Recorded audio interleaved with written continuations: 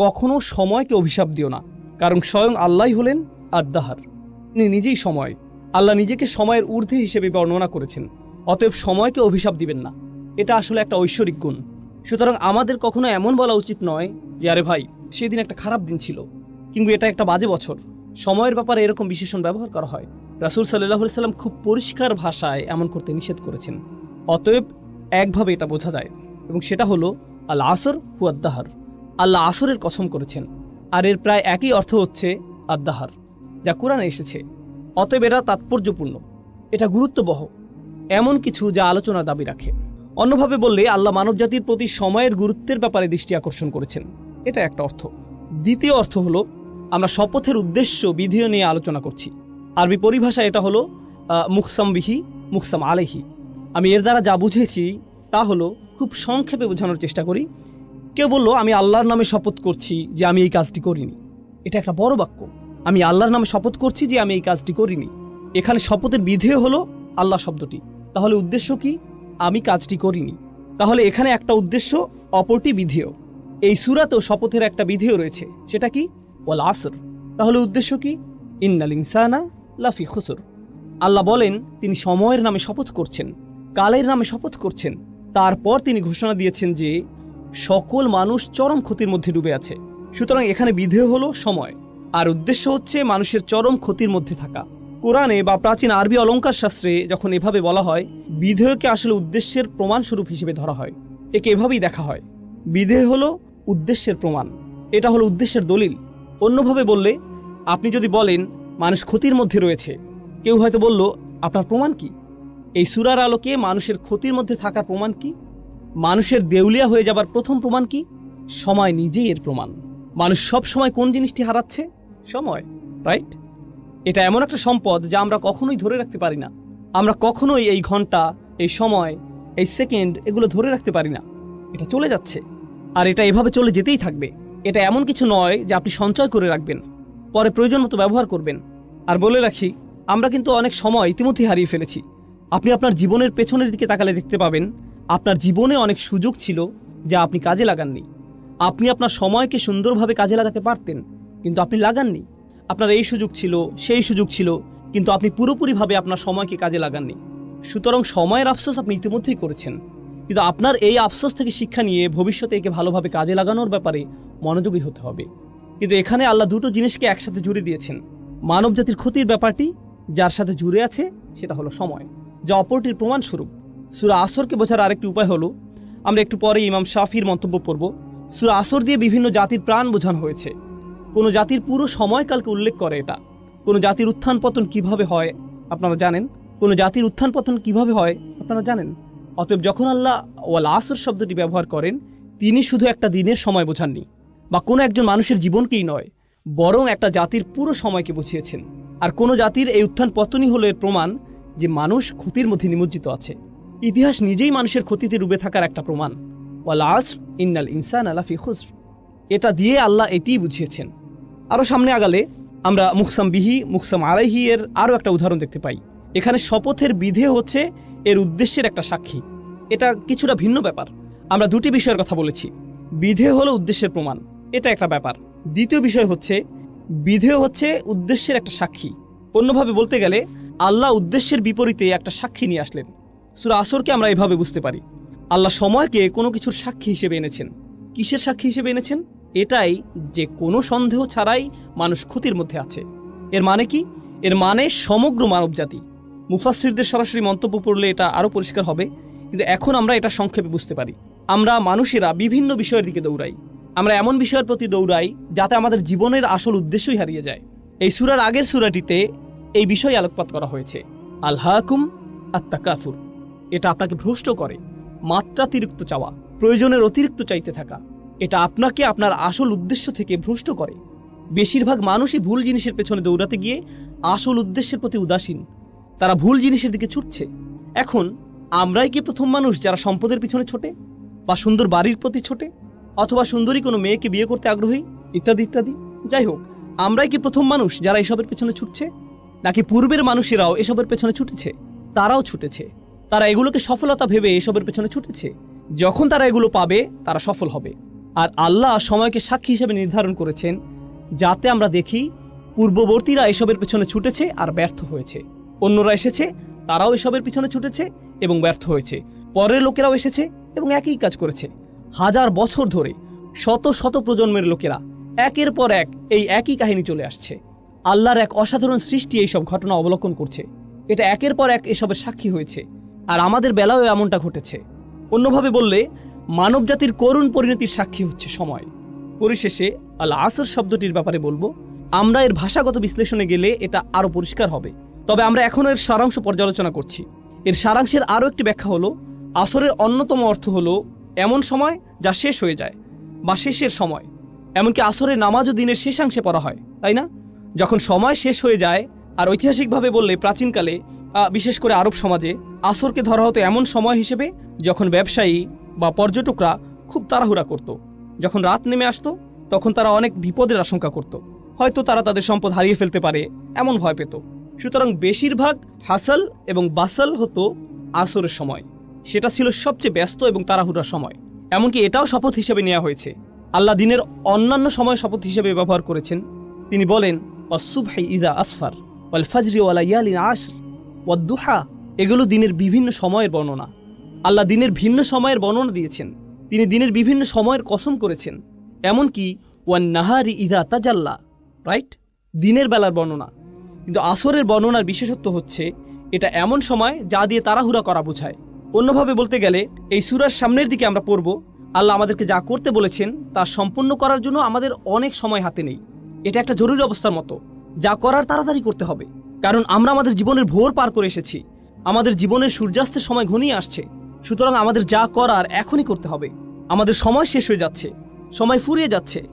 এই ধারণাটি ছোট একটা শব্দ আল আসর দিয়ে বোঝানো হয়েছে। সুতরাং এই শপথের শেষ মাহাত্ম্য হচ্ছে এতে তাড়াতাড়ি করার কথা বলা হয়েছে। এখানে বেশ কজন আলেমের মধ্যে মুফতি মুহাম্মদ শফি অন্যতম, যিনি সূরা আসরের মানুষের যে ক্ষতির কথা চিত্রিত হয়েছে তার তুলনা করেছেন এমন একজনের সাথে যে বরফ বিক্রি করছে। প্রাচীনকালে তো ফ্রিজ ছিল না, তাই না? সুতরাং বরফ বিক্রেতার তো খুব বেশি সময় নেই, আর এটা দ্রুত গলে শেষ হয়ে যাচ্ছে। তাকে এই সময়ের মধ্যেই ক্রেতার কাছে পৌঁছাতে হবে এবং এগুলো বিক্রি করতে হবে। আর যদি সময় ফুরিয়ে যায় তাহলে এই সকল পরিশ্রম বৃথা যাবে। অতএব তার যে কাজ তা তাড়াতাড়ি সম্পন্ন করতে হবে। এই সূরার মাঝের আয়াতের সারাংশ নিয়ে আমরা পরে আলোচনা করব। শেষ আয়াতটি নিয়ে একটা কথা এখানে বলতে চাই। মূলত সূরা আসরের শেষ আয়াতটিতে 4টি অংশ আছে, এমনটি ভাবা হয়। অবশ্যই সহজ করে দেখলে এমনই মনে হবে। ইল্লাল্লাযীনা আমানু প্রথম অংশ, আমিলুস সলিহাত দ্বিতীয় অংশ, ওয়া তাওয়াসাউ বিল হক তৃতীয় অংশ, ওয়া তাওয়াসাউ বিস সবর চতুর্থ অংশ। তাহলে এখানে 4টি শর্ত রয়েছে। প্রথম শর্ত হলো যারা ঈমান আনবে, দ্বিতীয় হলো যারা সৎ কাজ করবে, ভালো কাজ করবে, তৃতীয় হলো তারা তাদের সর্বোচ্চ চেষ্টা দিয়ে একে অপরকে সত্যের কথা বলবে, চতুর্থ হলো ধৈর্যের ব্যাপারেও তারা একই কাজ করবে। এগুলো হলো উল্লেখিত 4টি শর্ত। কিন্তু এর সারাংশ বোঝার জন্য আমরা এখন যে বিষয়টি বুঝবো তা হলো এই 4টি বিষয় হচ্ছে আসলে একটা বিষয়। এদেরকে দেখতে 4টি আলাদা বিষয় মনে হলেও এগুলো আসলে একটা বিষয়। এগুলো হলো লাজিম ও মালজুম। এগুলো আবশ্যিকভাবে একটা অপরটির সাথে যুক্ত, এগুলোকে আসলে আলাদা করা যায় না। আর আসলে বাকি সবকিছুই প্রথমটির ফলাফল, সেটা হচ্ছে ঈমান। প্রথম যে বিষয়টি বলা হয়েছে তা হলো ঈমান, আর এরপর আরও 3টি বিষয় বলা হয়েছে। আমরা এখানে শিখব যে যার সত্যিকার অর্থে ঈমান আছে তার সাথে বাকি 3টি বিষয় আবশ্যিকভাবে ঘটবে, অবশ্যই ঘটবে। আর যদি সেগুলো না হয় তাহলে ভাবুন কি পরিপূর্ণ হয়নি? ঈমান। অতএব কেউ যদি তার ঈমান আছে কিনা পরীক্ষা করতে চায়, সে সূরা আসরে বর্ণিত ঈমানের ন্যূনতম পরিমাণ যাচাই করে দেখতে পারে। ঈমানের ফলাফল কি? কেউ ঈমান আনলে এর পরে কি ঘটে? আমিলুস সলিহাত, তাওয়াসাউ বিল হক, তাওয়াসাউ বিস সবর। যদি এই বিষয়গুলো না ঘটে তাহলে নিশ্চয়ই ঈমানের কোথাও ঘাটতি আছে। আর বলে রাখি, এই সবগুলোই একটি অপরটির সাথে গভীরভাবে জড়িত। ধরা যাক আপনি যদি দ্বিতীয় পয়েন্টটি নেন, আমিলুস সলিহাত, তারা সৎ কাজ করে। এরপরে কি আছে? তারা সত্যকে উপভোগ করে। তারা ভালো কাজ শুধু নিজেদের মধ্যে রাখে না, প্রচলিত অর্থে এই ভালো কাজ অন্যদের মধ্যেও ছড়িয়ে দেয়, সত্যকে অন্যদের মধ্যে ছড়িয়ে দেয়। অন্যভাবে বললে, আপনি যদি সত্যিই ভালো কাজ করেন, এটা শুধু আপনার নিজের কাছে রাখা আপনার জন্য অসম্ভব হবে। এটা সম্ভব নয়। অবশ্যম্ভাবীভাবেই আপনি এটা অন্যদের কাছে ছড়িয়ে দেবেন। এটাই ভালো কাজের নমুনা।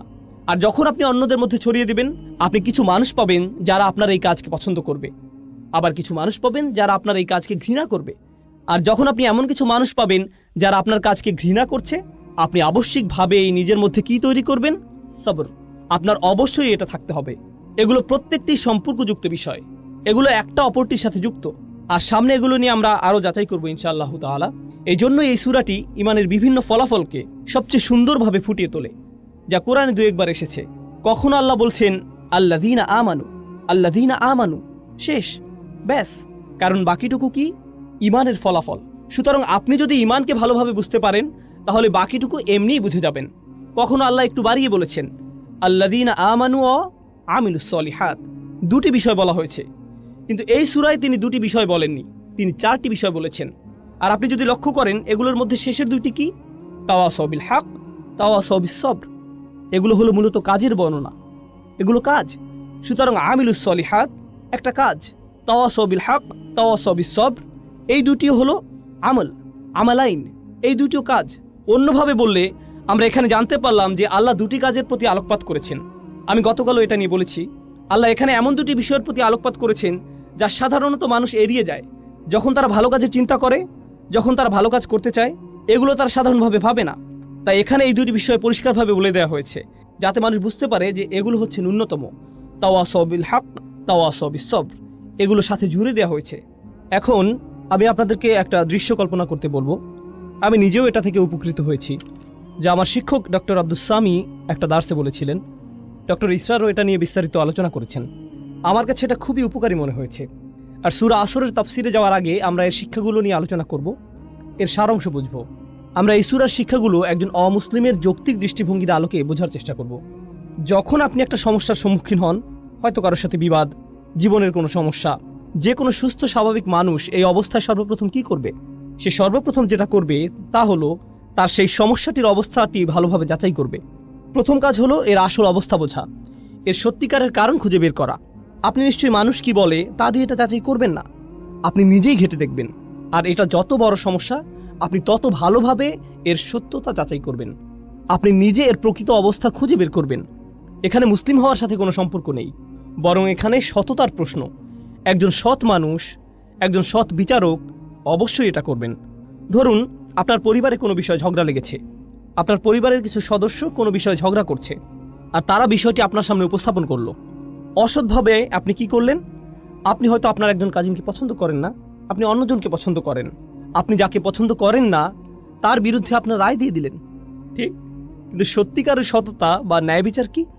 সেটা হলো আপনি প্রথমে ঘটনার প্রকৃত অবস্থা যাচাই করবেন, ওকে? এরপর আপনি যখন সত্যটি খুঁজে পেলেন, তখন আর এটা খুঁজে পাওয়াই যথেষ্ট নয়, বরং আপনি অবশ্যই এর পক্ষে দাঁড়াবেন, আপনি এর পক্ষে রায় দিবেন। আপনাকে এই সত্যের পক্ষে কাজও করতে হবে। এটাও হতে পারে যে আপনি সত্যটি খুঁজে পেয়েছেন, কিন্তু আপনি সেই সত্যটি পছন্দ করছেন না। আর যখন আপনি সেটা পছন্দ করছেন না, আপনার মন সেই সত্যের পক্ষে কাজ করতে সাড়া দিচ্ছে না। সুতরাং আপনি যা সত্য হিসেবে বিশ্বাস করছেন তা আপনার কাজে পরিলক্ষিত হচ্ছে না। আমরা এমন অবস্থাকে কি বলি? বিশ্বাসঘাতকতা।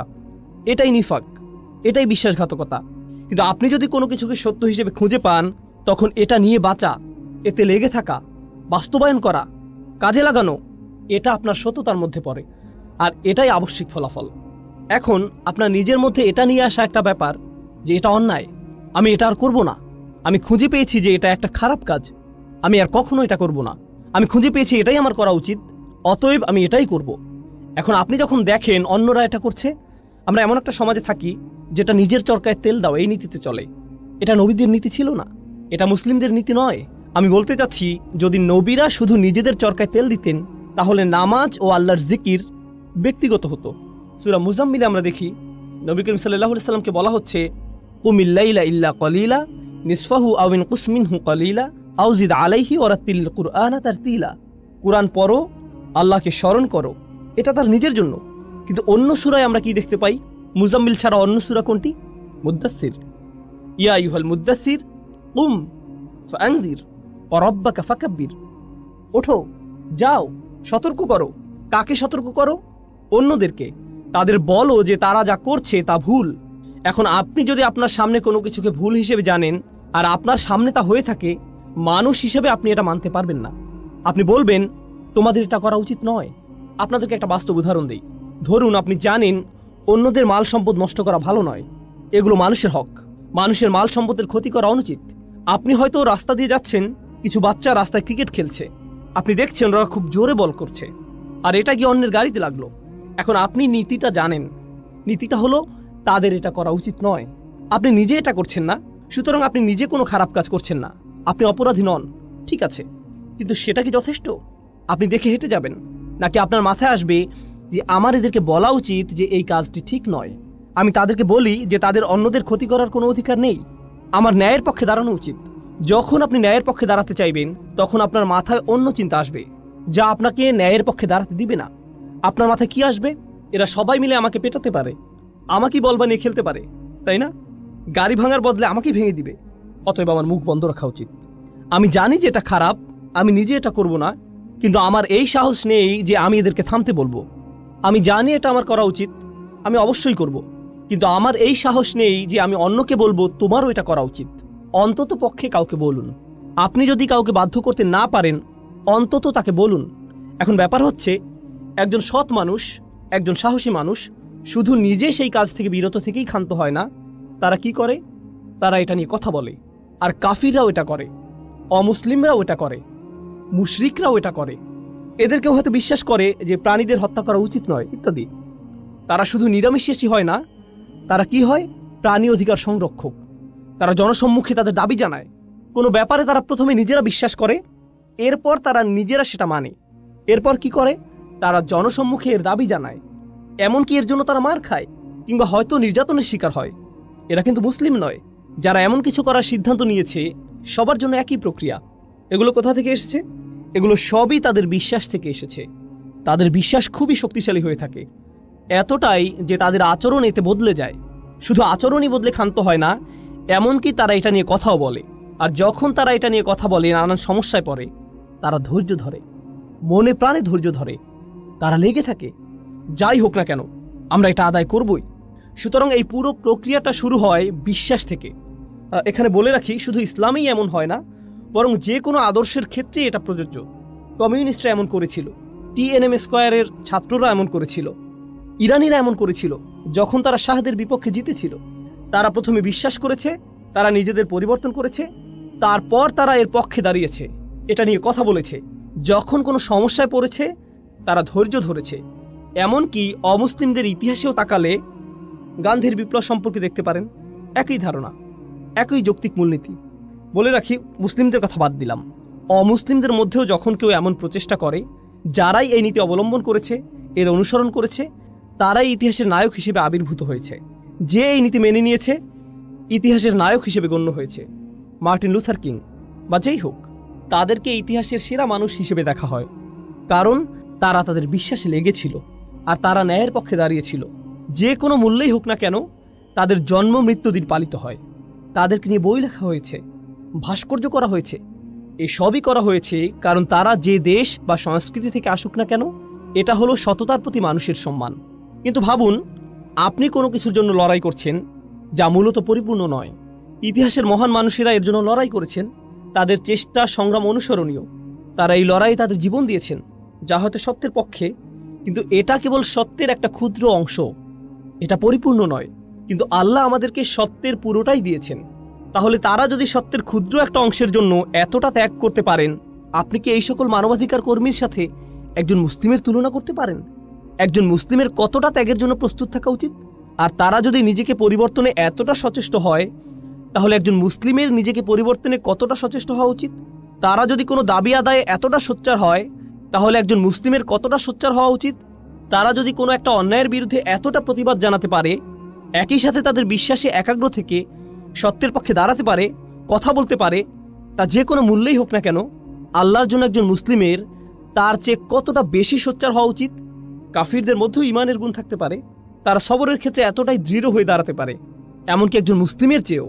এজন্য সূরা আল ইমরানের শেষে আল্লাহ বলছেন, ইয়া আইয়ুহাল্লাযীনা আমানু ওয়াসবিরু ওয়াসাবিরু ওয়ারাবিতু ওয়াত্তাকুল্লাহ।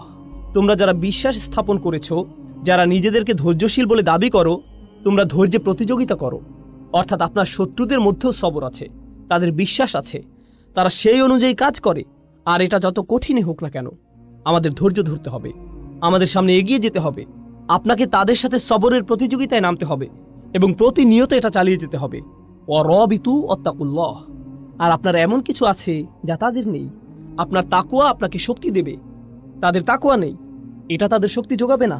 আপনি সবরের এই প্রতিযোগিতায় তাদেরকে হারাতে পারবেন। সুবহানাল্লাহ। তাহলে তাফসিরে যাওয়ার আগে এটাই ছিল এই সূরার সার অংশ। এখন ইনশাআল্লাহ তাআলা শুরু করতে পারি। আমরা প্রথমে ওয়াল আসর আয়াতটি নিয়ে শুরু করব। আমরা ইতিমধ্যে শপথ ও তার মাহাত্ম্য নিয়ে আলোচনা করেছি। তাহলে আমরা কিছু সাহাবী এবং সালাফদের মন্তব্য পড়তে চাই। আমরা ইবনে আব্বাস রাদিয়াল্লাহু তাআলা আনহুর মন্তব্য দিয়ে শুরু করব। তিনি বলেন, এটা যুগের প্রতি ইঙ্গিত করে, অর্থাৎ বিভিন্ন জাতির সময়কালকে এবং বিভিন্ন যুগ ও শতাব্দীর প্রতি, যা মানবজাতি পার করে এসেছে। অন্যভাবে বললে, যখন আমরা বলি মানুষ ক্ষতির মধ্যে থাকার প্রমাণ হিসেবে আল্লাহ মানবজাতির সমগ্র ইতিহাসকে দাঁড় করিয়েছেন, এমনকি আজ পর্যন্ত, এটাই ইবনে আব্বাস রাদিয়াল্লাহু তাআলা আনহু এক কথায় বলেছেন। ইবনু কিসান বলেছেন, আসর বলতে দিন ও রাত্রিকে বোঝানো হয়েছে। অন্যভাবে বললে, মানুষের রাত ও দিনের মধ্যে পার্থক্য অনুধাবন করে বোঝা উচিত যে সে ক্ষতির মধ্যে আছে। একজন মুসলিম যখন রাতের আধার দেখে এবং যখন সে দিনের আলো দেখে, সুবহানাল্লাহ। সুতরাং এটা বলা খুব সহজ যে দেখুন তারা কি বলছে, কিন্তু যখন তারা এটা বলছে, এর অর্থ আসলে কি? কুরআন পড়ে আমরা কি বুঝলাম, আর দিন বা রাতকে আমরা কিভাবে দেখি, আর কিভাবে আমরা সময়কে দেখি, এগুলো প্রবাহমান বিষয়।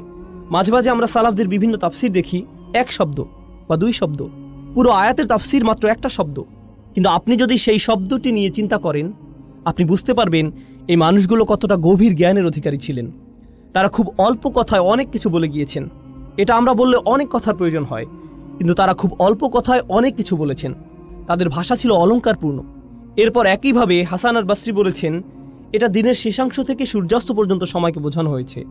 এখানে আসরের শুরু থেকে সূর্যাস্ত পর্যন্ত সময়কালকে বোঝানো হয়েছে, যা আমি আপনাদেরকে আগেই বলেছি যে প্রাচীনকালে এই সময় অনেক ব্যস্ততা এবং তাড়াহুড়া থাকতো। এটা দিয়ে একটা যুগের পরিসমাপ্তিও বোঝানো হয়। মানে হচ্ছে এক একটা দিন এক একটা যুগের মতো, অতএব একটা যুগের শেষ। এটা দিয়ে মূলত বোঝানো হয় যে মানুষের জীবন মূলত মৃত্যুর কিনারায়। মানুষ তার জীবন শেষ হওয়ার কিনারায় দাঁড়িয়ে, ঠিক যেভাবে সূর্যের আলো নিভে যায় আর অন্ধকার নেমে আসে। আপনার এই দুনিয়াবী জীবনটাও শেষ হওয়ার পথে, আর আপনি মৃত্যুর দিকে এগিয়ে যাচ্ছেন। বিষয়টিকে এভাবে ভাবুন, তাহলে আপনি নিজের মধ্যে ব্যস্ততা নিয়ে আসতে পারবেন। কাতাদা রাদিয়াল্লাহু তাআলা আনহু বলেন, এটা হলো দিনের শেষ ভাগ। দুজনেই মন্তব্য করেছেন যে এটা হলো আসরের নামাজ। আসর সম্পর্কে তাদের অভিমত হলো এটা হচ্ছে সালাতুল আসর। আর এটা মূলত তাফসির করার একটা পদ্ধতির আলোকে বলা হয়। সেটা হলো, যখন আল্লাহ কোনো কিছু নিয়ে কসম করেন, তার অর্থ এটা অবশ্যই কোনো পবিত্র বিষয়। কসম করার কয়েকটি অর্থের মধ্যে এটা অন্যতম। এই পদ্ধতির আলোকে তারা বলেছেন আসরের নামাজ হলো পবিত্র। কিভাবে এটা পবিত্র? আল্লাহ বলেন, হাফিজু আলাস সালাওয়াত ওয়াস সালাতিল উস্তা, তোমরা নামাজকে সংরক্ষণ করো, বিশেষ করে মাঝের নামাজকে। আর মাঝের নামাজ কোনটা? আসরের নামাজ। অতএব আল্লাহ এখানে আসরের নামাজের জন্য বিশেষভাবে একটা পয়েন্ট বলেছেন। আসরের নামাজের ব্যাপারে কেন তিনি বলেছেন? কারণ সেই সমাজের সাথে মিলিয়ে বলেছেন। সেই সমাজে কখন তারা সবচেয়ে বেশি ব্যস্ত থাকতো? আসরের সময়। তখনই মিটিং হতো, আসল কাজটা তখনই করা হতো। দোকানপাট তখনই সবচেয়ে ব্যস্ত থাকতো। যখন দোকানপাট সবচেয়ে বেশি ব্যস্ত থাকে, তখন সেটা বন্ধ করে নামাজে দাঁড়ানো সবচেয়ে কঠিন হয়, তাই না? যখন কোনো গুরুত্বপূর্ণ মিটিং হয়, ঠিক তখনই আসরের সময়, যাতে তাদের দুনিয়াবী কাজ তারা বাদ দিয়ে নামাজে দাঁড়াতে পারে। তাই আল্লাহ এখানে কসম করে বলছেন যে যদি তারা এটা না করতে পারে, তারা চরম ক্ষতির মধ্যে পড়ে যাবে। সুবহানাল্লাহ। তারপরে আইসারাত তাফসিরে আমরা দেখি, এখানে বলা হয়েছে আদ-দাহরু কুল্লুহু, আসর দিয়ে পুরো সময়কে বোঝানো হয়েছে। আর শাব্দিক বিশ্লেষণে আমরা দেখতে পাই এতে আছে আদ-দাহর ও আল আসর। সূরা ইনসানে আল্লাহ বলছেন, হাল আতা আলাল ইনসানি হিনুম মিনাদ দাহর। এখানে দাহর শব্দটি ব্যবহৃত হয়েছে, আর এই সূরায় আসর শব্দটি ব্যবহৃত হয়েছে। অতএব আমরা এই দুইটি শব্দের মধ্যে পার্থক্য বুঝতে পারলাম। যাই হোক, আইসারাত তাফসিরে সময়কে বা সময়ের কিছু অংশকে বোঝানো হয়েছে। এখানে সময়ের অংশ বলার কারণে কিছু কিছু মুফাসসির বলছেন আসর বলতে এখানে নবীজি সাল্লাল্লাহু আলাইহি সাল্লামের জীবনকালকে বোঝানো হয়েছে। তারা একে এভাবে ব্যাখ্যা করেছেন, কারণ কোরআনের অন্যান্য জায়গায় আল্লাহ নবীজির জীবনের শপথ করেছেন, লা উমরুকা, তিনি নবী সাল্লাল্লাহু আলাইহি সাল্লামের জীবনকালে শপথ করেছেন। তাই তারা এখান থেকে এই অর্থ নিয়েছেন যে যখন আল্লাহ বলেন ওয়াল আসর, তার অর্থ এটা দিয়ে নবীজি সাল্লাল্লাহু আলাইহি সাল্লামের জীবনকে বোঝানো হয়েছে। অন্যভাবে বললে শেষ নবীর জীবনকে পুরো মানবজাতির জন্য এমনভাবে পাঠানো হয়েছে, যদি তারা তাকে অনুসরণ না করে তবে তারা ক্ষতির মধ্যে পড়ে যাবে। এ দুটোর মিল বুঝতে পারছেন? কারণ এটা হচ্ছে এই পৃথিবীর সূর্যাস্তের সময়ের মতো, সূর্যাস্ত হওয়ার মতো ঘটনা। তিনি হচ্ছেন শেষ নবী। শেষ নবীর আগমন এই পৃথিবীর শেষ হওয়ার জন্য অনেক বড় একটা নিদর্শন, আর তার জীবনটাই মানুষের এই চরম ক্ষতির অনেক বড় একটা প্রমাণ। সুতরাং এভাবে তারা আল আসর শব্দটির ব্যাখ্যা করেছেন। এরপরে আল জুজাজি বলেন অর রব্বিল আসর। আসলে মুফাসসিরদের মধ্যে কিছু কিছু মুফাসসির এভাবে ব্যাখ্যা করেছেন, যখন আল্লাহ তাআলা কোনো সৃষ্টি নিয়ে কসম করেন, তারা ধরে নেন রব শব্দটি মাহযুফ, এর আগে রব ধরে নিতে হবে। সুতরাং তিনি বলেন, আমি সময়ের স্রষ্টার নামে শপথ করছি। যখন আল্লাহ বলেন ওয়াল ফাজর, এই মুফাসসিরগণ এর ব্যাখ্যা করেছেন ওয়ারব্বিল ফাজর, ওয়াদ্দুহা, ওয়ারব্বিদ দুহা, এভাবে তারা এগুলো ব্যাখ্যা করেছেন। ইতিহাসে কিছু মুফাসসির এমনটি সব সময় করে গেছেন। যদিও এই মতটি সংখ্যায় নগণ্য, তবু আমি এটা আপনাদের সাথে শেয়ার করা জরুরি মনে করি, কারণ এটাও আহলে সুন্নাহ ওয়াল জামাতেরই অংশ, এটা আমাদের ইতিহাসেরই অংশ। যাই হোক, সবশেষে ইবনে কাসির রাহিমাহুল্লাহ বলেন, এটা দিয়ে পুরো সময়কে বোঝানো হয়েছে, যাতে আদম আলাইহিস সালামের সন্তানদের যে কোনো কাজ সংঘটিত হয়েছে, তা হোক ভালো কাজ বা মন্দ কাজ। আর এই ভালো মন্দ উল্লেখ করে তিনি বলতে যাচ্ছেন যে মানুষ যাই করে তার বেশিরভাগই কি হয়, খারাপ না ভালো।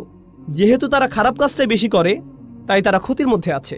সময় দিয়ে বোঝানো হয়েছে তাদের দুটো করারই সামর্থ্য আছে, কিন্তু তারা যেহেতু বেশি খারাপ কাজ করে, তাই তারা ক্ষতির মধ্যে আছে। এখন আমরা শুধু আসর শব্দটির শাব্দিক বিশ্লেষণ দেখব। আসর শব্দটি একটা ক্রিয়ামূল থেকে এসেছে, যার মূল শব্দ হলো আসরাহু আও ইতাসারাহু, দুটি ব্যবহৃত হয়েছে। ইফতিয়াল একই সাথে তুলাসি মুজাররাদও ব্যবহৃত হয়েছে, যার শাব্দিক অর্থ হলো তিনি চাপ দিয়েছেন, চিপে বের করেছেন, নিংড়ে নিয়েছেন। এমন কোনো কাপড়ের কথা ভাবুন যা পানিতে চুবানো ছিল, আপনি সেটাকে তুলে এমনভাবে নিংড়ে নিলেন যাতে সমস্ত পানি বের হয়ে আসলো। এভাবে এটা ব্যবহৃত হয়েছে। ফল দিয়ে ওটা বোঝা যেতে পারে, আপনি এমনভাবে ফল চাপ দিলেন যাতে এর সমস্ত রস বের হয়ে আসলো। আরবিতে রস বলা হয় আসিরকে, আর এর ক্রিয়ামূল হলো ইতাসারাহু। উদাহরণস্বরূপ ইতাসারাত তুফাহ, এর মানে হচ্ছে সে আপেলের রস বের করে ফেলল, কোনো কিছু নিংড়ে বের করা, এটা হচ্ছে প্রথম অর্থ। আসরা সাওবান, সে কাপড় থেকে পানি বের করে ফেলল। এরপর কোরআনে আমরা পাই অফিহি ইয়াসিরুন, এটা হলো মুদারে, এভাবেও কোরআনে এসেছে অফিহি ইয়াসিরুন, তারা এ থেকে জুস বের করে নিল। যেভাবে তারা আগের কালে আঙুর বা জলপাই জাতীয় ফল থেকে মদ বানাতো, এখানে সে চিপে বের করা বলতে এরকম বোঝানো হয়েছে, যেভাবে রস বের হয়ে আসে। একজন কবি বলেন, আমাদের নেতাদের মধ্যে কেউ যদি আপনার মতো এভাবে চিপে বের করে দিত, মানে হচ্ছে এক গোত্রের একজন অন্য গোত্রের নেতার কাছে গিয়ে কিছু টাকা পয়সার আশা করত। সে টাকা পয়সা পাওয়ার আশায় তাকে গিয়ে বলতো, আপনার এত টাকা আছে, আপনি যা খরচ করেন তা তো কেবলমাত্র কিছু বিন্দু কণা, এই ধনভাণ্ডারের পুরোটাই আপনার আছে। আমার আশা আমাদের নেতারাও আপনার মতো এভাবে টাকা খরচ করত, যদি আমরা তার কিছু বিন্দু কণা উপভোগ করতে পারতাম। আসলে সে তাকে প্রশংসা করত যাতে সে কিছু টাকা পেতে পারে। এটাই কাব্যের বৈশিষ্ট্য। এই কবিতাগুলো পড়ার সুবিধা হচ্ছে, এ থেকে আপনি তৎকালীন আরবের ভাষার ব্যবহার সম্পর্কে ধারণা পাবেন। এতে আমরা বুঝতে পারবো আল্লাহ তৎকালীন আরবের মানুষের সাথে কি ভাষায় কথা বলেছেন, কারণ এটাই তাদের ভাষা, এই ভাষাতেই তারা কথা বলে। এরপরে আমরা দেখি আসরাত শব্দের ব্যবহার। প্রাচীন আরবের একটা চমৎকার শব্দ, এটা এমন নারীকে বোঝাতে ব্যবহৃত হয়েছে যে তার পূর্ণ যৌবনে পা দিয়েছে, কেউ তার যৌবনের শেষ অবস্থায় পড়েছে, তখনই আসরাত স্ত্রীবাচক শব্দ ব্যবহৃত হয়েছে। অথবা এমন মেয়ের ক্ষেত্রে যে প্রাপ্তবয়স্ক হয়েছে, তখনও আসরাত শব্দের ব্যবহার হয়েছে। এখানে আমরা পাই মেঘেরা এমন অবস্থায় পৌঁছেছে যাতে বাতাস এসে তাদের নিংড়ে দিয়ে যায়। এটা একটা ছবির মতো ভাষা। মেঘগুলো কাপড়ের সাথে তুলনা করা হয়েছে, যা এমনভাবে চিপড়ানো হয় যাতে বৃষ্টি ঝরে পড়ে। কুরআনেও আমরা এই শব্দের ব্যবহার দেখতে পাই, ও আনজালনা মিনাল মুসিরাতি, একই শব্দ, ও আনজালনা মিনাল মুসিরাতি মা আন সাজ্জাজা, একই মূল শব্দ ব্যবহৃত হয়েছে। আমরা মেঘমালা সৃষ্টি করেছি যা নিংড়ে বের করা হয়, অর্থাৎ বাতাসে এরা একে অপরের সাথে ধাক্কা খায়, এভাবে এগুলো চাপ খায় এবং বৃষ্টি পড়ে। এই আয়াতে এরকম চিত্র আমরা দেখতে পাই। আমি আপনাদের আগেও বলেছি, আমি এখন বলছি এটা কোথা থেকে এসেছে। শরহে শাফিতে শিহাব লিখেছেন, আসর হচ্ছে এমন একটা সময়কাল যখন কেউ মারা যায়, অথবা এমন সময়কাল যা ইতিহাসে দেখা যায় যখন কোনো জাতি বিলুপ্ত হয়, যখন কোনো জাতি ধ্বংস হয়। এটা আমি আপনাদেরকে শুরুতে বলেছিলাম। এমন সময় যখন তাড়াহুড়া করা হয়, কিংবা এমন সময় যাতে মানব জাতির করুণ পরিণতি ঘটে। আসরের সাথে এই দুটি অর্থই সম্পৃক্ত। পরিশেষে আমরা আরও কিছু দেখি, যেমন মা ফাআলতুহু আসরান, এটা বলতে বোঝানো হয় আমার কাজটি যখন করা উচিত ছিল আমি তখন করিনি। সুতরাং আসর হচ্ছে এমন সময় যাতে আপনার কোনো কিছু করা উচিত। সূরা আসরে এটা যেভাবে প্রয়োগ করা হয়েছে সেটা আমরা এভাবে বুঝতে পারি, ওয়াল আসর ইন্নাল ইনসানা লাফি খুসর, মানুষ নিঃসন্দেহে ক্ষতির মধ্যে আছে। আর এর পরিবর্তনের সময়টি হচ্ছে এখন, এই মুহূর্তে এটা পরিবর্তন করা উচিত। আসর শব্দের এটা একটা মাহাত্ম্য। একইভাবে এমন সময় এসেছে যখন তার আসার কথা নয়, যখন তার আসার কথা নয়, এমন সময় যখন তার আসার কথা নয়, এগুলো হচ্ছে শুধুমাত্র আসর শব্দের অর্থ। আমাদেরকে সময়ের প্রতি গুরুত্ব দেওয়ার কথা বলা হয়েছে, যা প্রতি মুহূর্তে আমাদের কাছ থেকে হারিয়ে যাচ্ছে। মুফাসসিরদের বিভিন্ন মন্তব্যের সূক্ষ্ম ব্যবহার বা ব্যাকরণগত পর্যালোচনা আমাদের কাছে কিছুটা কঠিন লাগতে পারে, কিন্তু আসুন আমরা ভেবে দেখি এটা কিভাবে আমাদের কাজে লাগতে পারে। আমাদের দিনে 24 ঘন্টা সময় আছে, এর মধ্যে কয় ঘন্টা আমরা ঘুমিয়ে কাটাই, কয় ঘন্টা আমরা কাজ করি, কয় ঘন্টা আমরা দুনিয়ায় সঞ্চয়ের কাজে ব্যবহার করি, হয়তো দুনিয়ার বিল পরিশোধ করার কাজে, কিন্তু কয় ঘন্টা আমরা আখিরাতের বিল পরিশোধ করার কাজে ব্যবহার করি, কয় ঘন্টা আমরা আল্লাহর হিসাব নিকাশের সামনে দাঁড়ানোর জন্য নিজেদের প্রস্তুত করি। এখানে বাৎসরিক একটা হিসেব আপনাকে দিতে হবে, কিন্তু আসল হিসাব সামনে আসছে, যেখানে আমাদের প্রত্যেকটি কাজের হিসাব আমাদের দিতে হবে। আমি এটা সবসময় বলে থাকি, এই সূরা আসর শব্দটির ব্যবহারের তাৎপর্য হলো এখানে একটা দিনের অংশ বোঝানো হয়েছে। আল্লাহ আমাদেরকে আমাদের পুরো জীবনকে তুলে ধরেছেন, যদিও এটা কেবলমাত্র একটা দিন, মাত্র একদিন। আপনি যদি একদিনের জন্য আপনার জীবনকে পরিবর্তন করতে পারেন, তাহলে আপনি আপনার জীবনকেই পরিবর্তন করলেন। কারণ অনেকেই জানেন, অনেকে এখানে ফুল টাইম চাকরি করেন, অনেকে ফুল টাইম ছাত্র, অনেকে সবসময় বাসায় থাকেন। এই দিনগুলো প্রায় একই রকম হয়ে থাকে, একই কাজ, একই রুটিন, একই কাজ বারবার করতে হয়। তাহলে আপনি যদি আপনার দিনের একটা অংশকে পরিবর্তন করতে পারেন, আপনি আসলে আপনার জীবনের একটা অংশকে পরিবর্তন করলেন। আপনি আপনার জীবনের অংশই পরিবর্তন করলেন, আর এই পরিবর্তন করার সময়টা চলে যাচ্ছে। আমি আপনাদের একটা পরামর্শ দেব, এটা তাফসির নয়, বরং আমার নিজের পরামর্শ। তা হলো, রমজানে আমরা আমাদের পরিবর্তন করি, আমরা ঈদের সময় বিভিন্ন পরিবর্তন আনি, আমরা বিশেষ কোনো অনুষ্ঠানে আমরা আমাদের নিত্যকার রুটিনের পরিবর্তন আনি, হয়তো পরিবারের কোনো সদস্যদের মৃত্যুতে, হয়তো সন্তান জন্মের উপলক্ষে, ইত্যাদি কারণে আমরা এই পরিবর্তনগুলো আনি। এরপরে আমরা আবার আমাদের রুটিনে ফিরে যাই, কারণ আমাদের কোনো তাড়াহুড়া কাজ করে না। আপনি দেখবেন, আপনি কখনো বলবেন না, আমি আগে ঠিক 9টায় কাজে যেতাম, আমি এভাবে কিছুদিন গিয়েছি, কিন্তু এখন আমি কিছুটা অলস হয়ে পড়েছি, এখন আমি 10টায় বা 11টায় যাই। আপনি এমন বলবেন না, কারণ আপনি জানেন যে আপনি তাহলে বরখাস্ত হবেন। আপনি জানেন যে আপনাকে সেখানে সময় মতো থাকতেই হবে। আসলে আপনি নিজেকে এমনভাবে তৈরি করেছেন যেখানে আপনাকে সময় মতো থাকতেই হবে। আপনার প্রতিদিন সেখানে সময় মতো উপস্থিত হওয়া ছাড়া কোনো উপায় নেই, এছাড়া আপনার কোনো পথ নেই। এভাবে ভাবার কারণে আপনার ধারাবাহিকতা ধরে রাখা সহজ হয়েছে। এখন আর এটা তেমন কোনো কঠিন বিষয় নয়, আপনাকে এটা করতেই হবে। এই নিয়ে দুইবার ভাবার প্রয়োজনও নেই। কেউ আপনাকে হয়তো বলল, ভাই তুমি এটা কিভাবে পারো? আমাকে এটা করতেই হবে। কিভাবে পারি জানি না, আমাকে শুধু এটা এভাবেই করতে হয়। আমরা যদি সত্যিকার অর্থে বিশ্বাস করি, যেভাবে আমরা বিশ্বাস করি যে আমরা যদি সময় মতো উপস্থিত হতে না পারি তাহলে আমরা চাকরি হারাবো, আমরা যদি সত্যি সত্যি বিশ্বাস করি আমরা একটা ক্ষতির দিকে এগিয়ে যাচ্ছি, আর এখানে এমন কিছু আচরণ আছে যা আমাদের মধ্যে আনতে হবে, যেমন নামাজে নিয়মিত হওয়া, উদাহরণস্বরূপ খারাপ কাজ থেকে বিরত থাকা। যদি আমরা সত্যি বিশ্বাস করি যে আমাদের আচরণের পরিবর্তন না হয় তাহলে আমরা ক্ষতির মধ্যে পড়ে যাব, যেভাবে আমরা চাকরি হারাই। আপনি দেখবেন, কোনো ইমিগ্রেশন অ্যাপয়েন্টমেন্টের জন্য মানুষ দেরি করে না, সেখানে মানুষ 2 ঘন্টা আগে গিয়ে বসে থাকে।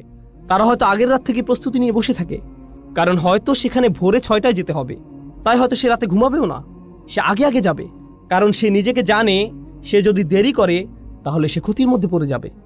আমরা যদি সত্যিকার অর্থে বিশ্বাস করি যে এমন আচরণ আমাদেরকে ক্ষতির মধ্যে নিয়ে যাবে, তাহলে একটা দিন পরিবর্তন করা আসলে পুরো জীবনকে পরিবর্তন করাই খুব সহজ হয়ে যায়। কিন্তু কখন এটা সহজ হয়? যখন সেখানে বিশ্বাস থাকে। এই জন্যই যখন আল্লাহ খুসর নিয়ে বলছেন, সর্বপ্রথম কোন ব্যতিক্রম নিয়ে তিনি বলছেন? কারা? যারা বিশ্বাস করে। এটা কিন্তু সাধারণভাবে বলা নয়, আচ্ছা যারা বিশ্বাস করলো তারা বেঁচে গেল, না। আমরা এখানে এমন সাধারণ বিশ্বাসের কথা বলছি না, এটা হচ্ছে সত্যিকার গভীর আস্থা।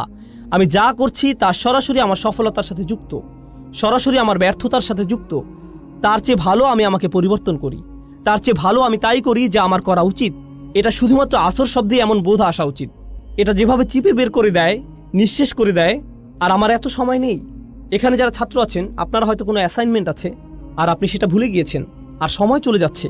একজন ছাত্রের মধ্যে তখন যে ধরনের তাড়াহুড়া দেখা যায়, ফাইনাল পরীক্ষার আগে যে ধরনের ব্যস্ততা দেখা যায়, ট্যাক্সের সময় একজন অ্যাকাউন্টেন্টের মধ্যে যে ধরনের ব্যস্ততা দেখা যায়, যে ব্যস্ততা আপনি দেখবেন, উদাহরণস্বরূপ আপনি যদি কাজে দেরি করেন, আপনি বাসায় যে ধরনের আচরণ করবেন, আপনার আচরণ পুরো পাল্টে যাবে। আপনি কোনোভাবেই দেরি করতে চাইবেন না, আপনি সবার সাথে এমন আচরণ করবেন যেন কাউকে আপনি পাত্তা দেন না।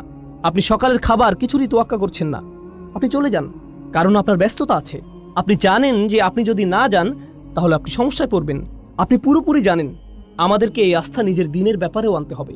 আপনার বস যদি আপনাকে বলে, আমি কসম করে বলছি তোমার সমস্যা হবে, যদি আপনার বস এটা বলে, সে যদি বলে আমি কসম করছি, সে হয়তো অফিসে আসলো, সে আপনাকে নির্দিষ্ট করে বলল না, সে বলল প্রত্যেক কর্মচারীর বিশাল ক্ষতি হবে, আমি কসম করছি তোমাদের প্রত্যেকেরই ক্ষতি হবে, এবার অনেক বড় লোকসান হবে। আপনি কি মনে করেন সে যখন চলে যাবে আপনাদের মধ্যে কি কেউ বলবে, হ্যাঁ আমার কিছু হবে না, আমি ঠিক আছি? না, সে নির্দিষ্ট করে কিছু বলেনি। সে বলেনি কিছু কর্মচারীর ক্ষতি হবে, সে বলেনি ওই যে তার ক্ষতি হবে, তিনি বলেছেন প্রত্যেকেরই ক্ষতি হবে, আপনাদের সবার ক্ষতি হবে। আর আপনারা অচিরে লক্ষ্য করবেন যে সময় চলে যাচ্ছে, ক্ষতির সময় এগিয়ে আসছে। আপনারা খুব শীঘ্রই বুঝতে পারবেন যে আপনারা কতটা ক্ষতির মধ্যে আছেন। এখন যখন আপনি এটা শুনবেন, এই দুনিয়ায় আপনার জন্য একটা ব্যস্ততা কাজ করবে। আপনার মনে হবে, ও আল্লাহ, আমার এখন কি করা উচিত? তিনি কি করতে চান? তিনি কেন রেগে আছেন? এমন কিছু কি আছে যা আমরা করছি না? এখন চিন্তা করুন, যখন আপনার একটা চাকরি থাকে, বলে রাখি আমি আপনাদের এই উদাহরণগুলো দিচ্ছি যাতে আপনারা এই সূরাটি আরো ভালোভাবে বুঝতে পারেন ইনশাআল্লাহ। মুসলিমের জীবনে এটা একটা গুরুত্ববহ সূরা। এটা একজন মুসলিমের জন্য এমন একটা উপহার যা আল্লাহ মাত্র 3টে আয়াতের মাধ্যমে দিয়েছেন, যা আমাদের জীবনকে পরিবর্তন করে দিতে পারে। তিনি আমাদেরকে পুরো কোরআন মুখস্থ করতে বলেননি, শুধু সূরা আসরটা মনে রাখবেন। সুবহানাল্লাহ, দেখবেন এটা কিভাবে আপনার জীবনকে পরিবর্তন করে দেয়। এখন চিন্তা করুন, আপনি একটা চাকরি পেলেন, আপনার বস আপনাকে বলল তোমার কাজ 4টি। প্রতিদিন আপনার কয়টি কাজ আছে? 4টি।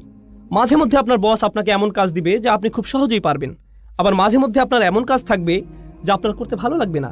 কিন্তু যেহেতু আপনি এই চাকরিটি করছেন, আপনার কয়টি কাজ করতে হবে? সবগুলোই। আপনার হয়তো 2টি করতে ভালো লাগে, কিন্তু আপনাকে 4টিই করতে হবে। 2টি আপনার ভালো লাগে, 2টি আপনার ভালো লাগে না, কিন্তু 4টি কাজই আপনি করেন। এখন যদি কেউ মনে করে, বা আমি যদি মনে করি আমি শুধু 2টি কাজ করব, কারণ আমি এই 2টি খুবই ভালো পারি, আমি বাকি 2টি নিয়ে চিন্তা করব না, আমি এমনকি এগুলো ছুঁয়েও দেখব না। বস যখন দেখবে আমি এই 2টি কতটা ভালোভাবে করেছি, সে কি বাকি 2টির কথা ভুলে যাবে? এগুলো নিয়ে কোনো সমস্যা হবে না? তাহলে আপনি বাকি 2টি কাজ করলেন না। আপনার বস 1 সপ্তাহ পর আসলো, কত দূর করেছো, কাজের অগ্রগতি কি? আমি প্রথম কাজ 2টি শতভাগ করেছি। ও আচ্ছা, বাকি 2টির কি অবস্থা? আসলে আমি এই 2টি করব না, কিন্তু দেখুন আমি এই প্রথম 2টি কত ভালোভাবে করেছি। এই লোকের কি অবস্থা হবে? আপনাদের কি মনে হয়, সে কি তার চাকরিটা ধরে রাখতে পারবে? আপনি যদি সম্পূর্ণভাবে সেগুলো নাও করেন, আপনাকে যে 4টি কাজ দেয়া হয়েছে সে 4টি কাজ আপনাকে করতেই হবে। আপনি হয়তো শতভাগ করতে পারেননি, কিন্তু আপনাকে প্রত্যেকটির অন্তত 70 ভাগ কাজ হলেও করতে হবে। এটা কোনো একটা কাজের 100% করার চেয়েও ভালো। বুঝতে পারছেন?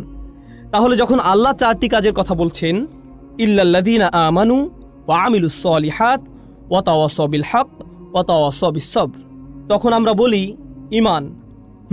আমাদের ঈমান নিয়ে কাজ করতে হবে, কিছু ভালো কাজ। আর আর বাকিগুলো, ওগুলো তো আলেমদের জন্য, ওগুলো শায়েখদের কাজ, ওগুলো দায়ীদের কাজ, ওগুলো অন্যরা করবে, এগুলো আমার কাজ নয়। তাহলে আপনি এখানে কি করছেন? আল্লাহ বলেন এই 4টি কাজ যারা করবে না তাদের প্রত্যেকেই বিশাল ক্ষতির মধ্যে আছে, কিন্তু আপনি শুধু 2টা করছেন, বা 1টা বা 3টা। ব্যাপারটা এমনই, আপনি এর মধ্যে থেকে বাছাই করছেন যে আপনাকে ক্ষতির মধ্যে নিয়ে যাবে, এর কোনো ফলাফল পাবেন না। এই সূরার মাধ্যমে এমন দৃষ্টিভঙ্গি আমাদের তৈরি করতে হবে। আমি আজকে আরো 10 মিনিট নেব, সম্ভবত আমাদের তৃতীয় একটা সেশনের প্রয়োজন হবে ইনশাআল্লাহ তাআলা। আমি ভেবেছিলাম হয়তো আমাদের 3টা সেশন লাগতে পারে, ওয়ালিল্লাহিল হামদ। আচ্ছা, এখন একটু ইন্নাল ইনসানা লাফি খুসর এটা নিয়ে কথা বলা যাক। প্রথমত, ইন্না শব্দটি আরবি ভাষায় ইন্না দিয়ে কেবলমাত্র নির্দিষ্টতা বোঝায় না, বরং এমন লোকদের প্রতি ইঙ্গিত করে যারা আপনার কথায় সন্দিহান। ইন্না শব্দটির মাধ্যমে এখানে ইন্নাল ইনসানা লাফি খুসর এই আয়াতের মাধ্যমে আমরা বুঝতে পারি যে বেশিরভাগ মানুষ যখন এটা শুনে কি করে? তারা অবিশ্বাস করে। তারা ভাবতে পারে না যে এতটা খারাপ হতে পারে। এটা আসলে এত খারাপ হতে পারে না। আপনি খুবই হতাশাজনক কথা বলছেন, এটা এত খারাপ নয় ভাই। তাই আল্লাহ আপনাকে সুনিশ্চিত করে বলছেন অবশ্যই এটা এমনই। ইন্না ভাষাগতভাবে এটা ইজালাতিশ শাক, এটা সন্দেহ দূর করার জন্য ব্যবহৃত হয়েছে। তার মানে এই সন্দেহ আগে থেকেই ছিল। আপনি হয়তো ভাবছেন এটা কাফিরদেরকে বলা হচ্ছে। কিছু কিছু মুফাসসির বলছেন আল ইনসান আই আল কাফির, কিন্তু কিছু কিছু মুফাসসির আবার এর বিপক্ষে শক্ত প্রমাণ উপস্থাপন করেছেন। কিভাবে? কারণ এর শেষের ইল্লা দিয়ে ব্যতিক্রম বুঝিয়েছে। কারণ আল্লাহ এখানে পুরো মানব জাতির ব্যতিক্রম উল্লেখ করেছেন। যদি তিনি এখানে কাফিরদেরকে বুঝাতেন তাহলে ব্যতিক্রম উল্লেখ করার প্রয়োজন হতো না। কাফির তো কাফিরই, কিন্তু যেহেতু এখানে ইল্লা দিয়ে ব্যতিক্রম বোঝানো হয়েছে, সেহেতু এখানে প্রত্যেকটি মানুষকে আলাদাভাবে বোঝানো হয়েছে। এখন আমরা ইনসান শব্দটি সংক্ষেপে বুঝতে চাই। ইনসান শব্দটি আমরা আগেও পড়েছি, কারণ এই শব্দটি আগেও বহু সূরায় এসেছে। ইনসান শব্দটির কয়েকটি মূল আছে, এর মধ্যে একটা হলো নিসিয়ান, মানে হলো ভুলে যাওয়া। অর্থাৎ মানুষকে মনে করানো প্রয়োজন যে সে খুব ভয়াবহ ক্ষতির মধ্যে আছে, কিন্তু পরক্ষণেই কি ঘটে? সে ভুলে যায়। আপনি খুতবা শুনেন, আপনাকে স্মরণ করানো হয়, আপনার চিন্তা আসে আর আপনি ভাবেন ভাই আমার কাজের ব্যাপারে সচেতন হওয়া প্রয়োজন। আর যখন আপনি মসজিদের পার্কিংয়ে হয়তো কোনো গাড়ি দেখলেন, আপনি সব ভুলে গেলেন। ইনসান, আল্লাহ মানুষকে এই পৃথিবীতে পাঠানোর আগে এই মানুষের ব্যাপারে এটা বলে দিয়েছেন, আলাস্তু বিরব্বিকুম ক্বালু বালা শাহিদনা, সূরা আরাফে তিনি বলেন, আমি কি তোমাদের প্রভু নই? আমরা বলেছিলাম, হ্যাঁ অবশ্যই আপনি আমাদের প্রভু, আমরাই এর সাক্ষী। আমরা পৃথিবীতে আসার আগেই আল্লাহকে এই সাক্ষী দিয়ে এসেছি যে তিনি আমাদের প্রভু। আর এখন আমরা ভুলে গিয়েছি, আমাদের মনে নেই। আমরা লা ইলাহা ইল্লাল্লাহ বলার গুরুত্ব হারিয়ে ফেলেছি। মুহাম্মদ রাসূলুল্লাহ সাল্লাল্লাহু আলাইহি সাল্লাম এই বলার শক্তি হারিয়ে ফেলেছি, আমরা ভুলেই গেছি। সুতরাং ইনসান শব্দটি এখানে ফার্দদের সমর্থক হিসেবে এসেছে, আলাদা ব্যক্তি। আর নাফস লোকটি, কিছু শব্দ আছে যেগুলো সমর্থক, আল বাশার মানুষ, আর নাস, কিন্তু এখানে এসেছে ইনসান। এর দুইটা তাৎপর্য আছে, একটা হলো আমাদের ভুলে যাওয়ার প্রতি ইঙ্গিত, আর দ্বিতীয় হলো ইনসান শব্দটি দিয়ে আলাদা ব্যক্তি বোঝায়, যা হলো ইসমে জিন্স। এর মাহাত্ম্য হলো এই শব্দটি দিয়ে দুটি বিষয় বোঝানো হচ্ছে, এটা সমগ্র মানব জাতিকে সম্পৃক্ত করে, আবার একই সাথে এটা একক বোঝায়। এখানে শিক্ষণীয় একটা বিষয় আছে। ইনসান শব্দটির ব্যাপারে ছোট একটা বিষয় বলে আজকে শেষ করবো ইনশাআল্লাহ। তা হচ্ছে দায়িত্বের ব্যাপ্তি নিয়ে। মনোবিজ্ঞানে দায়িত্বের ব্যাপ্তি বলে একটা কথা আছে। এখানে যারা আছেন আমি আপনাদের সহজ করে বাড়ির উদাহরণ বা একটা ক্লাসরুমের উদাহরণ দিব। আমার বাসায় আমার বাচ্চারা আছে, আলহামদুলিল্লাহ আমার 5 জন সন্তান আছে। তারা সারা বাড়ি ছুটাছুটি করে। আমি যখন বাসা থেকে বের হয়ে যাই তখন যদি বলি দুষ্টুমি করো না, এটা বলে যদি দরজা বন্ধ করে দিই, আমি শুধু বললাম দুষ্টুমি করো না, তারা কি দুষ্টুমি করবে না? করবে। এটাই হচ্ছে দায়িত্বের ব্যাপ্তি। কিন্তু আমি দরজা খুলে যদি বলি হুসনা তোমার বোনকে জ্বালাবে না, ওয়ালিয়া দেয়ালে আঁকবে না, হুদা চিৎকার করবে না, আহমেদ ঘুমাতে যাও, আমি যদি নির্দিষ্ট করে বলি, তাহলে কি তারা তাদের দায়িত্বের ব্যাপারে বেশি সচেতন হবে না? অবশ্যই। যদি আমি সাধারণভাবে বলি তাহলে কি হবে? এটা নিশ্চয়ই অন্য কারো ব্যাপারে বলছে, তাহলে আমি ঠিক আছি। বুঝতে পারছেন? শিক্ষক ক্লাসে বললেন, ছাত্ররা হয়তো অনেক চেঁচামেচি করছে, শিক্ষক বললেন সবাই চুপ করো, সবাই কি চুপ করবে? কিন্তু শিক্ষক যদি একজনকে নির্দিষ্ট করে বলেন, বাকিদের জন্য উদাহরণ তৈরি করেন, সবার চিৎকার বন্ধ। বলে রাখি, শিক্ষকদের জন্য এটা একটা ভালো পরামর্শ। আপনি একজনকে বলবেন, করিম তুমি কি এভাবে কথা বলতেই থাকবে? একজনকে বলেন, সবার তখন কি হবে বলুন তো? সবাই চুপ। কেন? আপনি নির্দিষ্ট করে বলেছেন। এখানে দায়িত্বের কোনো প্রসারণ নেই, এখানে কোনো ভাগ নেই। আর বেশিরভাগ সময় যখন কাউকে দায়িত্ব দেয়া হয় সে ভাবে এটা গুরুত্বপূর্ণ, কিন্তু অবশ্যই অন্য কেউ আছে যে এটা করতে পারে। হ্যাঁ, এখানে সমস্যা আছে। ধরুন শিক্ষক ক্লাসে প্রবেশ করলেন, এসে বললেন তোমরা বিশাল সমস্যায় পড়তে যাচ্ছ। এটা কিছুটা ভয়ের, কিন্তু আমি যদি করিমকে বলি, করিম তুমি জানো না তুমি কতটা সমস্যায় পড়তে যাচ্ছ, এটা কি করিমের জন্য অনেক বেশি ভয়ের না? অবশ্যই, তাই না? তাহলে এখানে যদি বলা হতো ইন্নান নাস আলা ফি খুসর, মানুষ ক্ষতির মধ্যে আছে, এটা একরকম। কিন্তু এখানে এসেছে ইন্নাল ইনসানা লাফি খুসর, প্রত্যেক এক এবং একক আলাদা ব্যক্তি ক্ষতির মধ্যে নিমজ্জিত আছে। তাহলে যখন কেউ এই আয়াতটি শুনবে, তার কার ব্যাপারে ভাবা উচিত? তার নিজের ব্যাপারেই, অন্যদের কথা বাদ। অন্যরা এখানে আসবে না, আমি নিজেই বিশাল ক্ষতির মধ্যে আছি। আমার এই মুহূর্তে অন্য কারো ব্যাপারে ভাবা উচিত না, আমার শুধু নিজের কথাই ভাবা উচিত। যখন নিজেদের আমল প্রসঙ্গে আসে, যা বিচারের দিনে আমাদেরকে বাঁচিয়ে দিতে পারে, এখানে কোনো ছাড় দেওয়া যাবে না। সেদিন মা তার সন্তানকে চিনবে না, মা তার সন্তানকে চিনবে না। রাসূল সাল্লাল্লাহু আলাইহি ওয়াসাল্লাম বাদে অন্য সব নবী বলবেন, আমি তোমাদের জন্য সুপারিশ করতে পারবো না, অন্য কোথাও যাও, তোমাদের দেওয়ার মতো আমার কাছে কিছুই নেই। এটা এমন একটা দিন যেদিন ভাই ভাইয়ের কাছ থেকে দূরে সরে যাবে। সবচেয়ে ভালো বন্ধু আর সেদিন বন্ধু থাকবে না। ইয়াউমা ইয়াফিরুল মারউ মিন আখিহি ওয়া উম্মিহি ওয়া আবিহি ওয়া তাকাত্তাআত বিহিমুল আসবাব। সবচেয়ে ভালো বন্ধু আর সেদিন বন্ধু থাকবে না। ওয়া তাকাত্তাআত বিহিমুল আসবাব। ইয়াউমা ইয়াফিরুল মারউ মিন আখিহি ওয়া উম্মিহি ওয়া আবিহি। আপনি আপনার পরিবারকে এতটাই ভালোবাসেন। এখানে বলে রাখি, মাঝে মধ্যে মানুষের ভালোবাসার কারণে আমরা খুবই খারাপ কাজ করে ফেলি, আমরা সত্যিকারই খুব খারাপ কিছু করে ফেলি। আর সেদিন যাকে জাহান্নামে নিক্ষেপ করা হবে, সে বলবে ওয়ামান ফিল আরদি জামিআ সুম্মা ইউনজিহ। সে আল্লাহকে বলবে, আমি কি আমার সন্তানের বদলে এই আযাব থেকে মুক্তি পেতে পারি? আপনি কি আমার ছেলেকে, আমার সন্তানকে আমার বদলে জাহান্নামের আগুনে দিতে পারেন? সেভাবেই বলবে।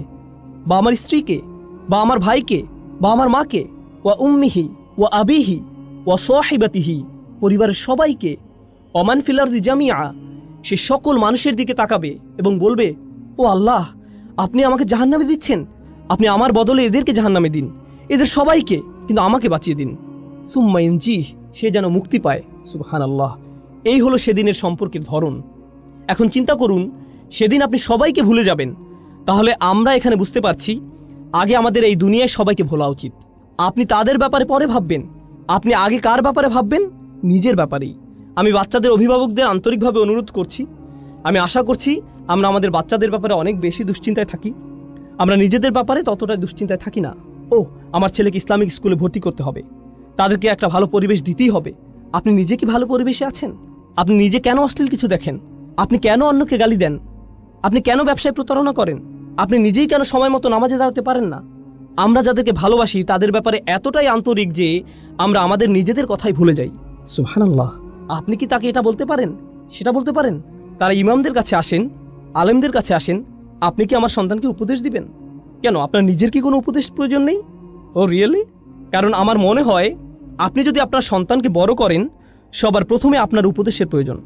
সবার প্রথমে আপনার উপদেশের প্রয়োজন। এতদিন আপনি কি করেছেন? আপনি কোথায় ছিলেন? কোথায় ছিলেন আপনি যখন আপনার নিজেরই বাচ্চাদের জন্য এগুলো করা প্রয়োজন ছিল? সুবহানাল্লাহ। ইন্নাল ইনসানা লাফি খুসর। এই আয়াতের মধ্য দিয়ে আমাদের নিজেদের উপরই সেই দায়িত্ববোধ ফিরিয়ে দেওয়া হয়েছে। আমাদেরকে তাড়াতাড়ি করতে হবে। আসল ব্যাপারটা হচ্ছে আমরা কেউই সেই ক্ষতি থেকে নিরাপদ নই। আমরা এখনো ক্ষতি নিয়ে আলোচনা করছি না, এটা পরবর্তীতে আলোচনা করব। আমরা এখনো শুধুমাত্র ইন্নাল ইনসান এখানে আছি। আমার মনে হয় আজকের মতো এতটুকুই যথেষ্ট ইনশাআল্লাহ। আগামী মঙ্গলবার ইনশাআল্লাহ আমরা বাকিটুকু পড়ে সূরা আসরের দার্স শেষ করব। ইন্নাল ইনসানা লাফি খুসর। সন্দেহাতীতভাবেই, আলাদাভাবে প্রত্যেক ব্যক্তি যে বারবার ভুলে যায়, সবাই মারাত্মক ক্ষতির মধ্যে ডুবে আছে।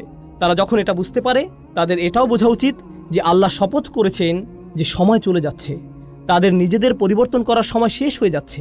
আল্লাহ তাআলা আমাদেরকে সূরা আসরের শিক্ষাগুলো অনুধাবন করার তৌফিক দিন। আল্লাহ তাআলা আমাদের অন্তরে এর শিক্ষাগুলো গেঁথে নেওয়ার তৌফিক দিন, যেন আমরা এগুলো সব সময় স্মরণে রাখতে পারি। আল্লাহ যেন আমাদের সাহাবাদের মতো হওয়ার তৌফিক দেন, যারা যখনই একে অপরের সাথে দেখা করতেন সূরা আসর না পড়ে তারা একে অপরের সাথে বিদায় নিতেন না। ওয়াল আসর ইন্নাল ইনসানা লাফি খুসর ইল্লাল্লাযীনা আমানু ওয়া আমিলুস সলিহাত ওয়া তাওয়াসাউ বিল হক ওয়া তাওয়াসাউ বিস সবর। আল্লাহুম্মা জাআলনা মিনাল্লাযীনা আমানু ওয়া আমিলুস সলিহাত ওয়া তাওয়াসাউ বিল হক ওয়া তাওয়াসাউ বিস সবর। আমিন ইয়া রাব্বাল আলামিন। ইনশাআল্লাহ সবার সাথে আগামী মঙ্গলবার আবার দেখা হবে।